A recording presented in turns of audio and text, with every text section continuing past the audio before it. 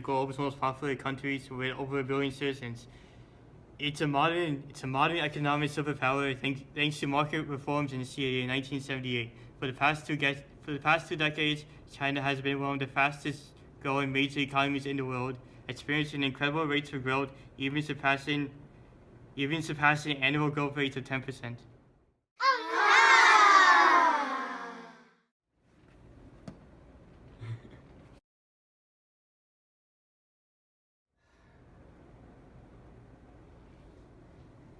Before 1978, China was a centrally planned economy, but after reforms, it shifted to a market-based economy and experienced a lot of growth and social development.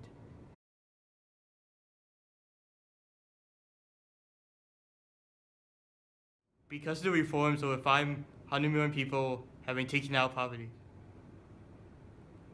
Despite the positive consequences of the growth has also caused China to face many problems. After several decades of growth, China's economy is facing a slowdown. Even though China's growth rate has been slowing recently in the recent decade, its growth rate is still incredibly strong. China is a middle transition economy. This means that some of the slowdown is natural. Basically, even though the slowing growth is natural for an economy of China's size that has been experiencing this kind of extreme growth, not all of the slowdown is structural. Some of it, many argue, is cyclical due to a number of problems with how China has maintained this kind of growth. So, slowdown has been worse than expected, and because of that, for the past few years, the country's GDP has failed to reach the government's goal. The slowing growth rate is a sign of some deeper structural and internal problems with China's market. The stock market crash, the housing market devaluation has all been cause for concern, as other countries with this who have had extreme growth have often been met with an extreme bust cycle as well. Some major problems in the future. One reason for the slowdown is China's one-child policy. Because of the one-child policy, there are now more older people and less younger people, meaning that the younger people have to support the older people. Due to the lack of a growing working class, there are fewer younger people and more older people, causing the workforce to decrease. The force of the one-child policy, which discouraged multiple children in families, has also been a great impact. And yes, population is supposed to slow, but it's been slowing at an incredible rate, the growth of the population. And so when we look at graphs of the population curves, for example, population to age graphs, we can see that there is a significant dependency ratio in terms of the elderly population versus the younger population. Why is this important? Well, with a smaller working class, there's a greater amount of elderly population to support, run into all sorts of problems. And this is one of the reasons for the higher than normal slowdown. In order to sustain this kind of incredible growth for many decades, China had to incur a lot of debt, and this mounting debt problem as a ratio to GDP is causing quite some worry. So what's more concerning than the actual ratio itself, debt to GDP ratio, is actually the growth of the debt to GDP ratio.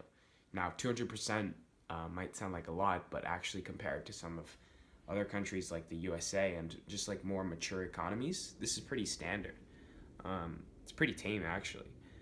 So the big problem is that how quickly this debt to GDP ratio has been grown in the last decade or so. And over the past maybe 5 or so years, it's actually increased 50 to 60%, which is a lot. Another thing to consider is that these debt to GDP ratios is considering the aggregate debt to GDP ratio, which means the total debt incurred by consumers, businesses, and the government, not just the governments. We're asking ourselves, is China doing it? The answer is no. Are there solutions? Yes. Firstly, we need better economic data to figure out what the real current status of China's economy is. Why is economic data collection number one? Well, China's economic data has been a little bit shaky, and with better data collection methods and better data verification, policymakers in China can ensure that they're able to address the issue more specifically and can make sure that the solutions are working. Right now, there's a lot of uncertainty as to how the economy is really doing, and so data collection is essential when it comes to resolving these problems. We also need sustained investment to improve China's growth. China needs safer and cleaner investments. We need to bring some of the elderly back into the workforce to increase the workforce. We need to increase the interest rates to make it harder to lend, and that way the debt of China will go down. So how are these solutions going to fix the economy? Well, first off, China's already taken some steps to try to address these issues.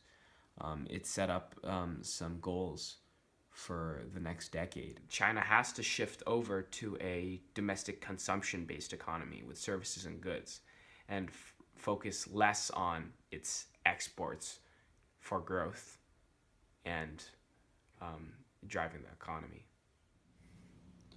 Why do we want to rein back in government borrowing and borrowing in general? It's because we can see that the debt that we're taking on, that China's taking on, is not creating enough growth in return from the debt to GDP ratio. This is evident.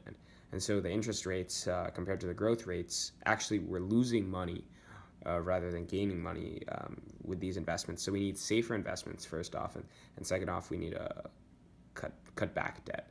And in the short run, yes, it will cause some problems in terms of there's going to be increased slowdown.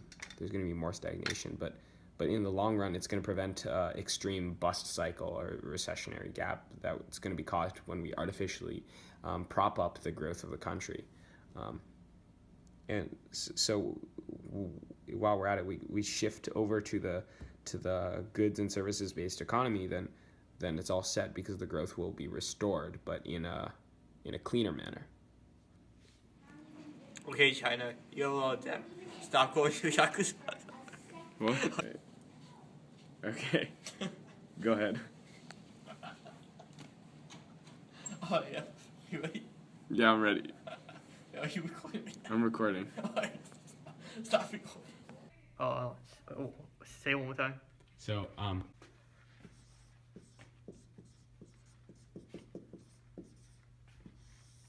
Just this.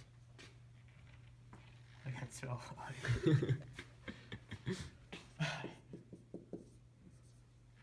Just this or the whole thing? it doesn't matter. We're doing part by part. Alright, solutions. What's the solution?